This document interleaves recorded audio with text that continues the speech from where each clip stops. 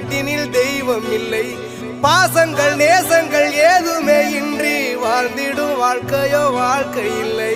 பிரிந்தே நாம் வாழ்கின்ற போதிலும் நினைவுகள் நம்மை சேர்த்திடுமே. அழகாய் பூ பூத்திட வேண்டிய வேர்கள் நீர் ஈர்த்திடுமே.